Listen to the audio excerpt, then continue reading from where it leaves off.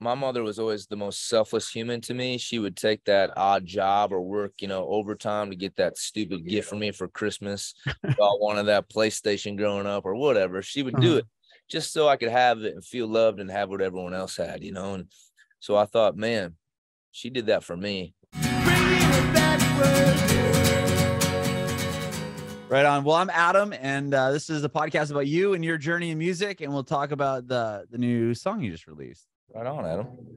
Sweet. So first off, you were born and raised in Iowa. Is that what I read? Yeah, I grew up in the Midwest in a little town, really a blip on the map. People know of it because Kurt Warner and I went to the same school, the University of Northern Iowa in Cedar Falls, Iowa. So if you've heard of wow. Yeah. If you haven't heard of Kurt Warner, you've probably been in a hole somewhere. Yeah. No, I know who Kurt Warner is. Yeah, okay. And then Slipknot came out of there as well. Slipknot recorded their first record in Cedar Falls, Iowa. So there's a few of us from Iowa. Ashton Kutcher's from Iowa. So yeah, wow. Okay. Left there when I was I think 19 or 20 and lived in Savannah, Georgia for a few years. And this will actually be my 10th year in Nashville. Very cool, man. I just moved to Nashville about little over 2 years ago. Oh, you did, man. Awesome. What part of town are you in? I'm south. I'm down by Franklin area. Yeah, right on. It's beautiful. Yeah, I'm originally from San Diego, so different vibes here, but I love it. Different culture. Yeah, man. I love San. Yeah, I love that part of the country. It's nice. I love it here. I think more so, but really, yeah. Okay. I'm a California kid. I lived in San Diego for pretty much my whole life. I lived in San Francisco for a handful of years, but I dig it here, man. It's amazing here. So I feel like all the West Coast people are coming this way. Yeah, dude, I didn't realize that. So when we moved here, it was really bizarre. People were asking, "Oh, where are you from?" And "Oh, yeah, San Diego." "Oh, another one from California." I'm like, "Wait, what?" Yeah. Y'all are overwhelming our city. I don't mind it. I love it. Well, that's good, because a lot of people are like, "Why'd you move here?" And I'm like, But it's just interesting because we had no idea. I mean, we came out here in December 2020, and people are, I guess, I mean, we were right under the bar of like everyone from all the other states moving here. Yeah, you started it. Yeah, exactly. Well, tell me about Iowa. So what was it like growing up there? You said small town. Yeah, man. So, I mean, I think, most people assume that Iowa is like super boring and all cornfields, which it is for the most part. But I mean, it's like any town where you're from, it's home, and so for me, it's a lot of beautiful memories. My dad owned a restaurant, like a small town, like cafe type deal. So, and my mom actually was a waitress that worked for him. So I grew up in this restaurant in this little town. All these old guys would come in every morning and drink coffee and tell this little kid sitting at the counter dirty jokes. And it was it's kind of where I grew up, man. And a couple came in actually one morning and they invited my parents to church, and my parents were not at all interested at the time, but they allowed me to go with them. So I actually started going to church with this couple, Ron and Lila Fouts, every Sunday morning. And that's, kind of how I came up in the church. So that's another memory of mine from Iowa. And that's actually where I learned how to sing. Was one morning we were in the front row at this big Baptist church, and Ron, the guy that was taking me to church, he heard me singing. He said, "Next Sunday, I'm going to put you up front of everyone and make you sing." And that's kind of how it all started. I had a room full of old ladies thought that I was a good singer, so I believed it. That's incredible. I've interviewed a lot of artists that started out in the church, and I always think it's so rad, and because you have an audience, right? I mean, right out the gate, you have an audience of people that are going to be there. Yeah. So, and it's like the highest pressure filled situation to be a singer, because you're also, I'll never preach, but I'll talk about my faith. It's like you're doing it for more than just yourself, so people are holding you to a standard. So I actually became a music director, and I was a worship leader for like 8 years before I even considered coming to Nashville. So really, wow. Yeah, I did that for a living and the Christian artist thing for a while too. So yeah, I really cut my teeth. It taught me how to be in front of people, and also my story, and we can dig into that in a little bit later. But music is it's a bigger than me thing, so I started in that lane doing something with music that was bigger than me. And so it led me to actually, created my foundation and led me to where I am right now. So. Wow. So I mean, singing right away, were you just singing along to the hymns and everything and someone was like, oh man, you're really good. Like, is that kind Yeah, of what started I was like it? 8 years. I was 8 years old in this big old Baptist church, and so they sang hymns out of the old hymn books. How great thou art, or something like that. And Sure. I was like 8 or 9, and so I had a really high voice, so I was singing all the female parts, like the alto. And apparently it sounded good. I don't know how that sounded good, but Wow. that's kind of that's. I know a lot of people have had their start there, but I think for me, it's like it was a really beautiful start too. And those two, the couple that took me to church, have since passed away.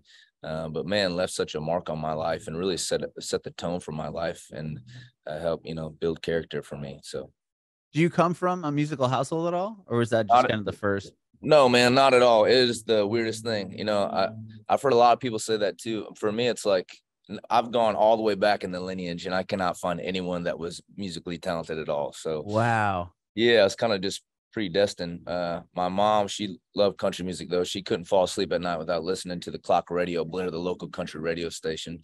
Oh, I don't cool. think my dad slept a wink their entire marriage because of that. And then my dad was polar opposite. He was a hippie.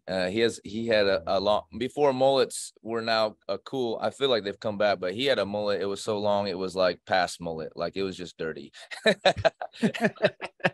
He has more tattoos than me, but they're not good tattoos. They're like prison tattoos. And he came downstairs one day and he had a jean jacket on with the collar popped.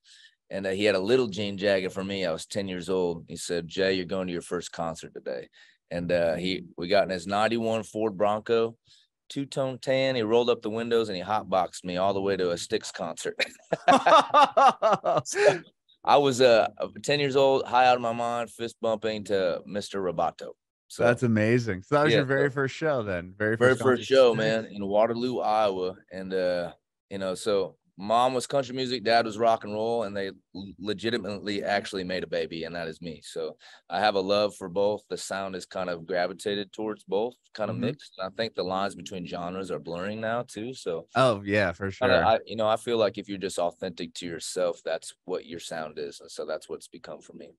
I love that. It is cool to see how, I mean, when I was growing up, it was like, if you liked, alternative rock music, like that was all you could like, right? Or if you liked punk rock, branching out of that was like a kind of a secretive thing. Like, oh, I can't tell people I listen to this. You know what I mean? And now it's like you look at a festival lineup and it's got every genre. You have, a pop artist headlining one night and a country artist another, and everything else sprinkled in there. So I feel like it's a really cool time to be in music, man, especially being an artist.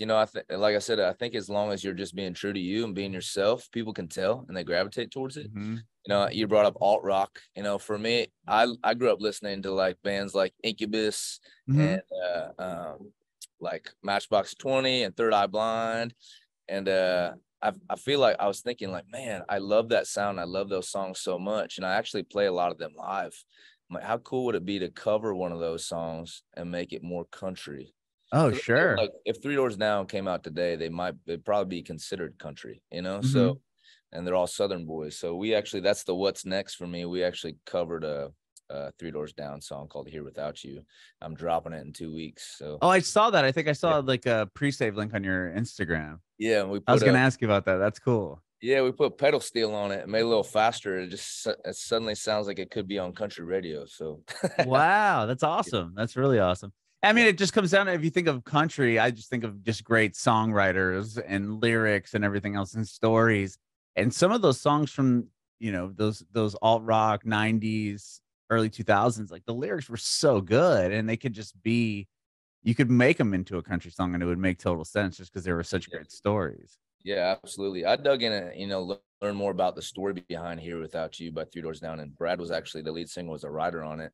And I love the story because you immediately think it's a sad song, but actually he had gone through a divorce, and it was actually a positive of like getting over the divorce. And in his dreams, he's still with her and has like a positive memory of their marriage. I thought that was really cool, and I'm all about putting a positive message out there in the world with music. So Yeah, definitely a different take than, oh, I hate her. You know what I mean? She broke my heart, whatever. That's what I thought it was about, man. And then when I actually dug in, I'm like, dang, that's actually a beautiful message. So, yeah. What about an instrument? Did you start playing guitar at an early age, or like when did you start playing an instrument? Yeah. So it was after that Styx concert. The next day I was like, Dad, I need to learn how to play guitar. And Okay.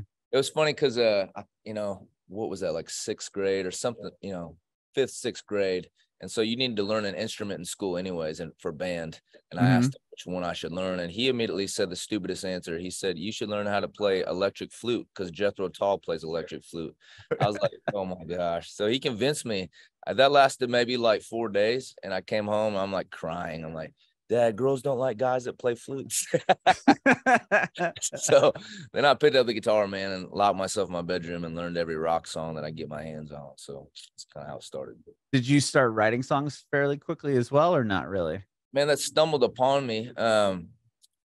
This is I guess it's a sad thing, but it turned into a beautiful thing. My dad came down to my bedroom one day, and my dad doesn't really show this kind of emotion, but he was just teary-eyed. He said, I want to let you know your grandma just called, and she lived in Florida, my dad's mom. And he said she's been hiding from us that she's had cancer for 6 months, lung cancer.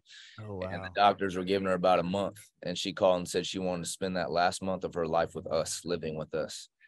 I was like, oh, what? So that happened. We moved her into our house for a month and got to spend, those last beautiful moments with her and really enjoy her. And she was hilarious. She had a disgusting personality and said some very off-color things. And that's how I remember her, just like always the life of the party. But I mean, I remember, following the ambulance to the hospital and watching her take her last breath. And I was 17 at the time, so very young, and emotions and hormones and all those things are flying high. Everything affects you in a really big way. So I remember coming home and just like writing out my thoughts, trying to express my feelings. And then I just started strumming my guitar and I found a melody. And that was the first song I wrote. My dad heard me singing it and had me sing it at the funeral. So, wow. Yeah, he has an old recording of it somewhere, but that's where it all started. It came out of a place of heartache and just trying to understand my feelings and get them out. And I think, that's how some of the greatest songs have been created, so that's how it started for me. It was never intentional. I never thought I'd be a songwriter. I never thought I'd be an artist, to be honest. So it was predestined, it's supposed to be. That's special though, to have that month with your grandma. I think that's really awesome. Yeah, it was cool, man. Yeah, it was cool. I'll never forget it. So, I'm all about that too, taking sad things and turning them into something beautiful, beauty from the ashes, so it's kind of become a theme for me over the last few years. And to have your dad like validate what you were doing as far as that song goes, enough so where he said you need to play this at grandma's funeral, right? I mean, that's huge. Yeah, I mean, like I said, there's no one musical in our family, so I think it triggered something in him. He's always been a big music fan, so he jumped on that right away. My son can sing and write songs. Hell yeah, right? So, yeah, man, he bought that guitar and didn't even think twice. He was ready for me to be a rock and roller out of the gate. That's amazing. And did you end up? I mean, you said you were 17, so you're probably towards the end of high school at that point. Yep. After you wrote the one song and played it, was that something that kind of sparked everything where you're like, oh, wow, like I really love doing this. I want to keep doing this. Yeah. So, I mean, talking about small town Iowa, everything's about sports and church and family. So I was a wrestler growing up, I wrestled since I was 5. So I just assumed that I would, be an athlete and do something athletic, and go to college to do that. But then when I learned, I had a passion for singing and songwriting and my heart laid there, I started pursuing that more so. And really this is funny, but the main thing that got me, that won me over, was I played a song for my girlfriend at the time that in her bedroom, and her response was the thing that sealed the deal. I was like, okay, I'm a champion. I'm a singer. There you go. Yeah. So yeah, that's what sealed the deal for me, man. But that led to me. I got a full ride for vocal performance of all things at the University of Northern Iowa. And wow. So not even for wrestling. Like at that point, were you still wrestling? Yeah, I was wrestling and football, and I got actually asked to walk onto the football team, and I declined. And I was just all in with music after that. So So to get a full ride though, did you have to join like the choir or the chorus? Did you do any of that? Or like, how did they find you? Opera. It was like you had to go in front of like the music board, and you had, they had to dot the I's and cross the T's. And I actually had to sing one operatic song in front of like 2,000 people. So it wasn't even like in a small room in front of a few people that would either. No, they like sold tickets and packed it out. Universities know how to make money, so they full advantage of that scholarship audition. So that's wild. An opera song, "Caro mio ben," in front of 2,000 people, and I got the deal, man. It worked out for me. So, and then I helped start a ministry in the area. It was called Basic Brothers and Sisters in Christ. So every Thursday night, like 600 or 700 kids would show up in an auditorium, and we'd lead worship for them, and the speaker would come and speak. And so I got very hands-on from the get-go. It was like, I didn't know where it was going to end up, but I knew that I wanted to use my voice and use my ability to make music to help others. I didn't know where that would end up in the long run, but that's where it started for me. Okay. And from there, like, how many years after that did you move to Nashville? Or no, you said you moved to Georgia. Yeah. So I ended up, I got job offers. I basically was in an internship in Cedar Falls, Iowa, at a church called Orchard Hill, and that turned into job offers around the country. I ended up in Atlanta for a very short stint. I was what's called a contract worship leader. So I worked at several churches actually, and that led to me working at a mega church in Savannah for a few years. And I'll be super honest. I've learned as an artist, specifically, it's kind of your obligation to be very honest and to talk about the things that are hard. And so I had a really hard experience and had my heart broke at this church, and just something happened behind the scenes that was, didn't align with my belief system. And so I quit on the spot, man. It was like, oh, wow. I'm nervous. I don't think I can even say it during an interview. It was so bad. And so just, man, not theological and how I saw, religion or how people should be treated. And so I literally said, thank you for the opportunity, and quit on the spot. And I didn't have a job. So this is another weird part of my story, but I'm married now to Kylie Morgan. She's an artist signed to EMI. Yeah. Congratulations. I saw some spreads on it like online and everything. That's amazing. Yeah, man. Congratulations. Yeah, she's still sleeping. She had a tough night. Okay. I don't want to wake her up. Yeah, time to wake up. But I was married previously. We were like high school sweethearts, and we were just way too young, got married too soon. And sure, she was with me at the time this all went down in Savannah. And I didn't have a job, so we had to move back to Des Moines, Iowa for a couple months. And I got a condo downtown in Des Moines. And a couple months in, she woke me up, my ex, and she goes, I feel like you need to move to Nashville, otherwise you never will. You'll always regret it. You need to just do it now. Just go. And like I said, I did everything in my power to not go to Nashville. I never thought that I would come here, And she convinced me over about 2 weeks' time to make the move. So she had to stay because I had a lease there. So for wow. Yeah, this is crazy, man. This is what concreted for me that I was supposed to pursue this. A pastor friend of mine knew a retired pastor outside of Nashville. They lived in Hendersonville, and him and his wife had an in-law suite. So basically an apartment in the back of their house that was completely empty. And so this guy, my friend, reached out to them, and they allowed me to stay in this apartment in the back of their house free of charge for my first 4 months in Nashville. Wow. I worked my butt off, man. I was songwriting every day. I had a full-time job, and then I created a band, and I was sending my ex checks to pay for rent. It was a really hard time. So I was busting my butt, man. And I would write a check for rent and put it on their kitchen counter. And every month they would rip it up and put it back on my kitchen counter. They would not let me pay for rent. Every Sunday I'd come back from church and my entire kitchen would be covered in groceries. They bought all my groceries.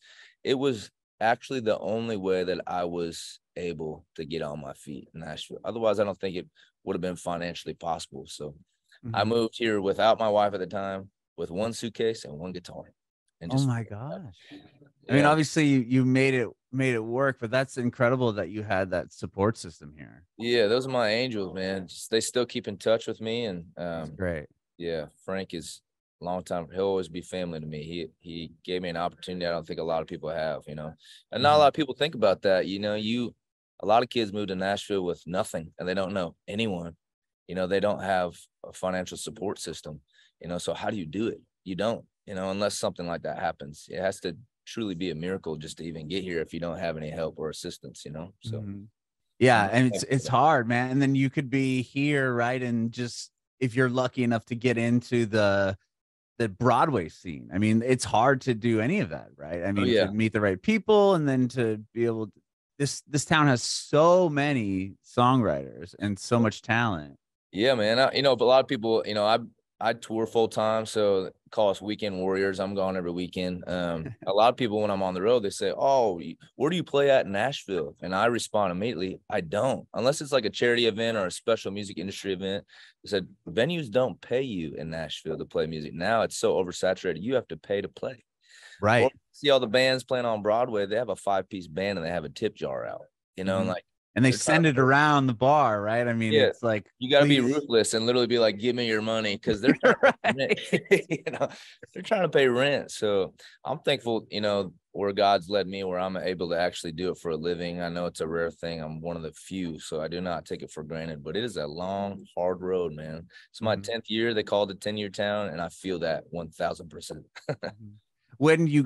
After getting here and being able to just work and also write, was there what was the kind of the next moment or a milestone that happened that started to validate you even being I would imagine if you're here for 2 years and it was like, okay, nothing's happened yet, maybe you decide to do something else. I don't know, but there has, I would imagine there's something that had to keep going, like, oh, I got this meeting with this person that ended up leading to a publishing deal or something like that. Like, was there kind of a moment like that started the snowball?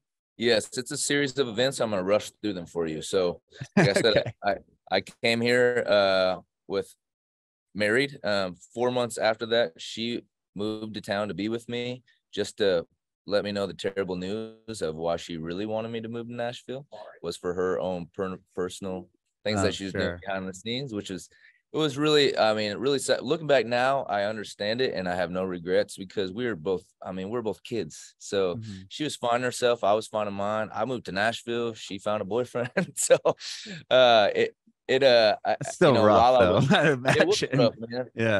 Yeah. I was working a full-time job, started a band, and also doing the whole, you have to make friends as fast as possible. That's how anything good in life happens, is your relationships. We all know that. So working a full-time job, writing every day, forming a band, going out every night. Well, this band, literally, it was the rhythm section for James Otto at the time. James Otto wrote In Color by Jamie Johnson. He was a signed artist for years, good friend of mine now. But this rhythm section, so the drummer, the bass player, the guitarist, they decided to start a band, and they auditioned singers to be their front man. And they approached me, and they had auditioned a guy that goes by David Cook. He was won American Idol. Oh yeah, I've had him on my show. He's a great dude. Yeah, I beat out David. Oh, that's awesome. Congratulations. Great guy, but they asked me to be the front man. And so we literally wrote 5 songs, produced them. We had a little studio we were releasing on Music Row. And we literally just like cold called every label in town, sent out emails, and a label loved it. And we got a meeting and said he was going to sign. I won't throw anyone under the bus. I won't tell you what label. But we thought for sure we got a deal. Like out of the gate, man. Everyone's like, "This is a 10-year town." I'm like, "No, it ain't, not for me." Yeah, right.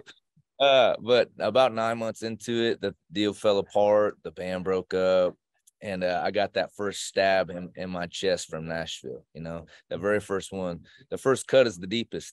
So band broke up. Guys that I thought were my best friends, I wasn't talking to anymore, and I'm floundering. What do I do now? I just found out I'm going to go through a separation, and thought I was going to get a record deal, and now it's not happening. And so I decided I'm going to play one show in Nashville, my last deal, and then go back to Iowa with my tail between my legs. So I played at 3rd and Lindsley, a very well-known venue here. Oh, yeah. To a room full of like 10 people, and they're all sitting at the bar with their backs to me. So I did my deal. I walk off stage. I'm like, that's it. I'm done. That's my answer.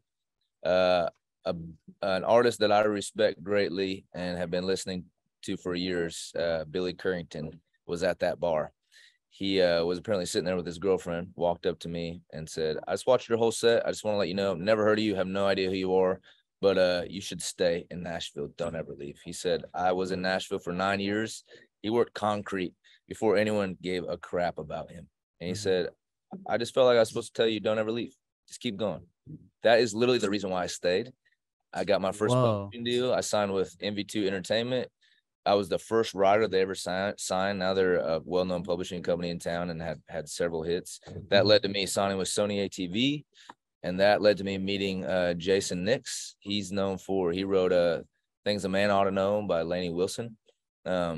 He wrote Blank Stares with me. So my mother had So my mother had gotten really sick, and my dad brought her to Nashville. She was diagnosed with early onset Alzheimer's. And yeah, I'll never forget the phone call. He said, Jeff, I feel like it's my obligation to make sure that you have time with your mother before this progresses any farther. So she would not get on a plane. She was terrified. He finally got her to get in the car for 11 hours. And I was the oldest, her only son. She literally raised me like I was the center of the universe. And I was a cocky little kid because I was so loved. And she walked in the door of my home that day and did not have a clue who I was. She stared a hole through me, man. It broke my heart. And, so I go back to, that first story where we turned something sad with my grandmother into something beautiful. That was my first instinct. We took my mom out to a venue in town that night, and she heard the music. She saw the band on stage. People that have dementia or Alzheimer's, they have a glossy look in their eyes, like they're lost, like they're not present. And when she saw that band, she heard the music, that went away, and I saw my mother. She was back. So being the oldest, I've always been a fixer. I grabbed her by the hand, pulled her right in front of the stage in front of everyone, and we started slow dancing to a fast song in front of the whole band, in front of the whole venue. And this moment literally changed the infrastructure of who I am.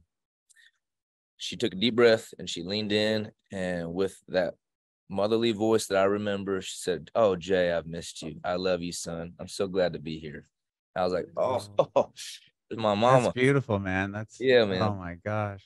So it inspired, I thought my mother was always the most selfless human to me. She would take that odd job or work, overtime to get that stupid gift for me for Christmas. I wanted that PlayStation growing up or whatever. She would do it just so I could have it and feel loved and have what everyone else had, And so I thought, man, she did that for me. What can I do for her right now?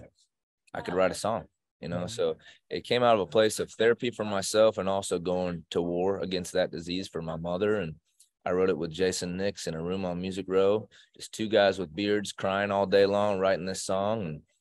And when you're signed to a publishing company, you're supposed to turn in your song when it's done. So we just wrote it.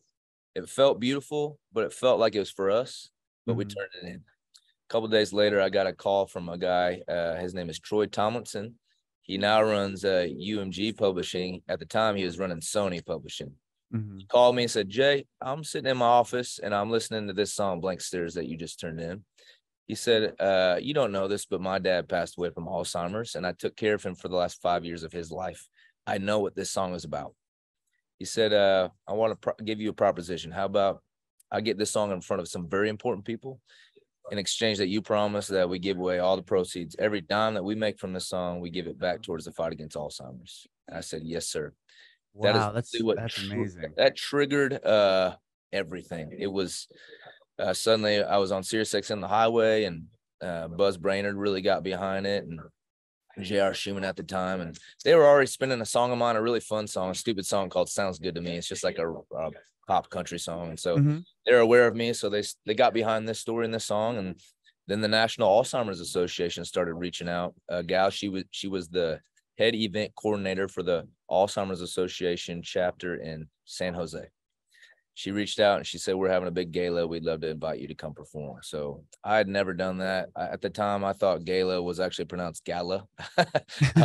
I was quickly corrected. So I just remember showing up, dressed like how I dressed, like all black, skinny jeans with holes in them, standing in the back with a gin and tonic. And then all of a sudden, I realized everyone's dressed to the nines. Like some really important people here. And then Kim Paisley gets on stage, Brad Paisley's wife. Wow. She introduces me to come on stage with my band. And I was like, oh my God. So I'm just a normal dude. So I get on stage and I start just telling my story, because that's what I came to do. I'm going to talk about mama, and I'm going to sing this song with all my heart, and then I'm going to do what I got to do and leave. And I get on stage, start telling the story, and I look down in the front row off to my left, and Garth Brooks is sitting in the crowd looking at me with tears in his eyes. I was like, what the heck? So I get tears in my eyes, and we get through the whole thing. And this will go down as the coolest experience of my life, no matter what happens to me. After I was done, I mean, some of the most famous, important, successful people in the world were there, like the VP of all of Amazon worldwide, like guys of that stature. Everyone stood up, literally started crying and hugging each other and applauding. It didn't matter how famous you were, how successful you were, how much money you had. In that moment, we all had common ground. That's because we were connected by this feeling of losing someone to this disease. And man, it showed me the real power of music, and it showed me my purpose. In an instant, I knew what my purpose was, to utilize my voice and my music to help others. And so for the last several years, I've been the guy that's, will leave the venue last, and complete strangers will come up to me and put their heads on my shoulder and cry and tell me their stories of loss. And over a very short period of time, I just found out this because of The Voice. I went on The Voice because I had a plan going on The Voice. I know a lot of people go on The Voice for their own personal reasons. For me, I thought, what better way to put more eyes and ears on this story and the fight against this cause than to take that phone call finally. So wow, yeah, because a lot of people go on for the platform, right? Like to hope to get the following to push their music, or I mean, that's really cool that you went that route with it. I mean, that was the plan going in. To be honest, so they have I'm not in a contract anymore, so I can disclose a little info. And I had a beautiful experience, and but they have a casting agency that reaches out to a lot of artists because it's very storyline focused. So they had reached out to me the last 4 or 5 years, and I politely declined. This last year, I thought, man, I've really taken this as far as I can on my own. I really didn't know what the next step was, and this kind of just fell in my lap. And I said, what better way to put more eyes and ears on this than to go on this show? So I pleaded with the producers from the beginning, if you let me tell this story and sing this song, I'm all in. I'm all yours. I'll sign whatever you want. They got behind me, man, and they let me sing the song. I was the only artist that sang an original song on the show this last season, and they told the story so beautifully. And so they prepped me, and they asked me to announce the amount of money that we've helped raise. And so really, honestly, like I'll go back and reiterate, I never really intended to be an artist. It kind of just happened by way of chance. And I really have been more of a philanthropist the last 4 years. And so I had kind of made rough scratches that we had helped raise about $50 million. And so I announced that on the show when they asked me, John Legend asked me to tell the story and sing the song. So I announced that. Well, before they aired the blind audition, the legal team, their legal counsel, came and approached me and my attorney. And they're like, well, if we're going to say that on air on national television, we need to fact check that. So I was like, oh, shoot, I hope I'm right. So we fact checked it, and we went way deep into the internet, all my emails, talked to everyone we could think of, and we found out it was double that amount. It was $100 million. Oh my gosh. So it was that must have felt so good. You're like, hopefully this information is correct. You're like, oh wait, it's actually double. Yeah, man, it was a nice surprise, and made me feel good. It made me feel like, man, I've been on the right track, because there's been a lot of times where I didn't feel like I was on the right track. Like I kind of felt like I was beating a dead horse at times, just like even, Kylie would admit this and say, my wife, just at that moment, she's like, really, you've said enough. You've done enough, let's move on. And there was something always, in the back of my head telling me to keep going, So I'm very, very glad that I did. I came off the show, and I'll be announcing soon on social media that something else happened after The Voice that was really, really good. And it's allowing me to be at CRS this year and talk about going to radio in the coming months. So again, something I never thought would happen to me. Glad that it's taken 10 years, and glad that it started where it started for me and how it started. That's amazing. When you said earlier that, people you would be the last person to leave the venue, and people will come up to you and, tell you their story with Alzheimer's. And was that hard to kind of be, bear that weight with people? Like, I mean, I would imagine, all these people coming up to you, and you're obviously empathetic, and you share a similar story, and you're able to be there. But was that hard at times? I would imagine, like, people constantly being like, oh my gosh, like, thank you for doing this, but you're like kind of now bearing the weight of this. Yeah, initially, it was actually nice for me to be, because I was thrown out on the road. I signed with William Morris, and they'd put me out there opening up for every act you can think of. And so I went from literally like riding in little rooms on Music Row every day to suddenly I'm playing in front of sometimes thousands of people with a band. And I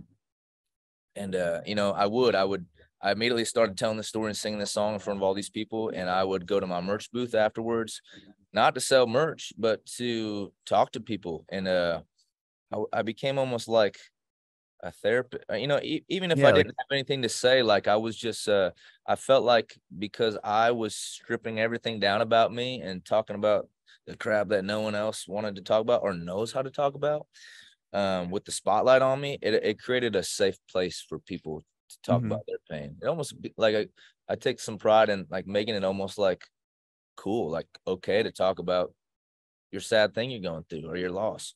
And so right away it was like, oh dang, like this is cool. I'm not alone. A lot of people have gone through this. And then I started learning the facts, 1 in 6 people. It's like the 6th leading cause of death in America, so it's affected everyone in some sense. There's, if it hasn't affected your family, someone who's been affected by this. Yeah. So totally. Initially it was like, man, I feel like I'm part of a community, I'm not alone. And then it did start to become a heavy burden, at the same time, simultaneously, like a obligation, but like I took pride in it. Like, okay, if I'm supposed to be this guy, then I'm going to do it. And I'm going to do it with all my heart, with all my soul, with all my mind. And I did. There was moments where that was the last thing I wanted to do was have a conversation with someone about Alzheimer's. Yeah, I bet. Right. But I'm so glad that I kept at it, man. Cause just, again, that's the theme, taking the beauty from the ashes, turning something really sad and painful into something powerful and world changing. So yeah, it's always, I think it's always going to be conflicting for me, but I made a promise to my mother on her deathbed that I would, every time I'm on a stage or doing an interview or on a mic, I'm going to tell her story and I'm going to, sing this song, and talk about it. So I'm a man of my word. I love that, man. I love that. And you have the most recent song you released also has to do with your mom, correct? With No Prayers Like Mama. Yeah, so came off The Voice, and I did a soft release on a song called No Present Like the Time first. The storyline behind that is, it's kind of like the light at the end of the tunnel, the lessons you take from going through losing someone, any sort of loss or hard thing you go through in life. If you come out of it on the other side, you have something to say, right? For me, it was, everyone knows the phrase, there's no time like the present. I thought, well, also time is a gift. There's no present like the time. So for me, I know I can never get a phone call from my mom again. So my message is, if your mom calls, even though you don't want to answer, you better answer it, because there might not be a tomorrow. Try not to hold grudges, man. Just say, I'm sorry, make friends with everyone, say yes to everything, even if you're tired. And so that was the message behind that song. And it's resonating pretty well. And then kind of for me to, kind of not bringing into it, that's not the right way to say it, but again, I guess the light at the end of the tunnel for me is No Prayer Like Mama's. It's grieving, and that process is different for everyone. We all know that. For me, it took a lot longer than expected for myself, and then I think a lot of people around me didn't expect me to grieve that long. I was in a dark place for a long time, but this last year, I really feel like I came out of it and got to a good place in my head and my heart. And really, that for me was my faith. Again, I'll never preach, but I will tell you, I have a strong faith. I do believe that there's a God in heaven that has a destiny for all of us. And when I chose to finally believe that, even though I quote unquote lost my mother, she actually went home, and she's still thinking of me and praying for me and guiding me. And that's why I'm here today. So it gave me kind of like a resolve to this whole process. Coming out of, it's like the follow-up to Blank Stares, really. There's no prayer like Mama's. She'll always be with me, and now I kind of feel released, almost like I can start showing a different side of me. Like I said, everyone knows me for the cause that I stand for, but man, our live show, it's 5 dudes covered in tattoos playing rock and roll music. So very influenced. Very influenced by that era of late 90s, early 2000s rock and roll, especially by my dad. He introduced me to all the legends. classic rock and roll legends. So I'm gonna start releasing songs that are more like that, So we're gonna drop "Here Without You" by Three Doors Down. We did a cover of it, and I think it's kind of open up a door to do other really cool things that have more of a lightheartedness to it. So that's amazing, man. And so with these new songs, have you started to write them yet, or you just kind of know the direction of where you see your future going? Yeah, so yeah, writing them when I have time, when I'm not on the road. And then also I thought, gosh, I came up in this town as a songwriter, and I know a lot of those guys. It's such a tight-knit community, but it's a hard path, even harder than being an artist, I believe, because you're just banking that someone will sign you to a pub deal, and then you're banking that someone will cut your songs. And not a lot of artists are cutting songs. A lot of ways that songwriters are getting their songs cut are writing the songs with the artists, so writers, they write these great songs, they pitch them, they don't get cut. And I think that's not, I think we need to do these songwriters justice. So I started listening to outside songs, and I'll be cutting songs that guys have that I haven't written, and that I just believe they're great songs, so I'm gonna drop bangers. That's amazing. You're giving back kind of to where you came out of, right? I think that's important as an artist, especially in this town, to pay homage to the guys that have come before you. And a lot of them took the time for me in songwriters' rooms, and they didn't have to. And so I'm going to show my respect to them and cut their songs.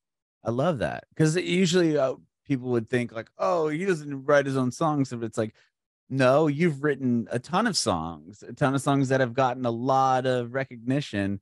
But hey, I know these other guys. I was in this position before, where you're just praying that somebody will pay attention to you or give your song a chance. And the fact that you're going back and doing that for these younger writers, I think that's a beautiful thing. Yeah, man. I really cool story, quick story. So I sang a song called "Till You Can't," recorded by Cody Johnson, and went #1, huge hit. I mean, it was a career maker for Cody, and I sang it on my blonde audition for The Voice. And the process with choosing songs for The Voice is they basically give you a list of, here's a column of no's, please don't choose these songs because they've been sang 1,000 times on The Voice. There's a column really? Yeah, they literally tell you, don't send us these songs, don't waste our time. And so you kind of know what you're getting into. But there was a song on the list on the yes side, "Till You Can't," and this, I'd obviously heard of the song, but it was like on the rise. And I was like, man, that's cool, because I know the songwriters. They're good buddies of mine. And Ben Stennis was one of them. So you're not supposed to do this, but I actually called Ben Stennis on my way out to LA to go start filming for The Voice. And I said, man, please keep your lips shut, but keep this on the DL, but I'm going to sing your song "Till You Can't" for my blonde audition. And dude, he immediately, I had Bluetoothed him in my car, and I just immediately heard him start like tearing up and like sniffling. And I was like, what's going on? He goes, man, not only did that song change my life, I don't think you know this, but we were talking about you and your mother in the room that day that we wrote that song. And that was part of the inspiration. And I was like, man, again, that just goes back to there's destiny for everyone, and everything's tied together in one way or another. So I was so proud to sing that song. He was actually one of the first guys I reached out to recently. Now that I have the opportunity to cut outside songs and release songs, I reached out to him. And so I'll probably be cutting one of his songs very soon. That's amazing. Thank you so much, Jay, for doing this today. I'm just thinking, like, back when you said that you brought your mom in front of the stage, when, you could see in her eyes, and she said that to you, I feel like she's been there with you throughout this whole journey, like with, you have Blank Stares and all these moments, like what you just said, like to have them talking about you two writing that song, and then you chose that song for The Voice. Like, it's just, I feel like I don't know. It's hard to say that it's coincidental. You know what I mean? I don't know. Yeah, man. I mean, that's a hard coincidence. Yeah. I'm not believing coincidences anymore. Obviously things happen, just line up sometimes, but that was not the case for me. No, it doesn't sound like it at all. Yeah. Well, thank you again so much, Jay, for doing this, man. I really, really appreciate it. I have one more question for you before I let you go. I want to know if you have any advice for aspiring artists. First of all, I'm going to be because I've been asked this a few times now. I'm going to be very, very to the point. Make sure that there is no other thing you want to do in the world than be a singer. If you're good at many things, not great at one, you need to figure out that one thing you're great at. It is a very tough and long journey. And if you decide you're going to do it, put your whole heart into it and never look back, and know there's going to be some really, really hard days where you want to quit. But someone gave me a piece of advice when I first moved to Nashville. He's a publisher and an old session player. And I said, what's the key to success here? And he immediately responded, had a twinkle in his old eye. He said, last man standing wins. I was like, so just never quit. You know, if you truly believe this is your path, just never quit, even on your darkest, hardest days. That would be my advice. Bringing it backward.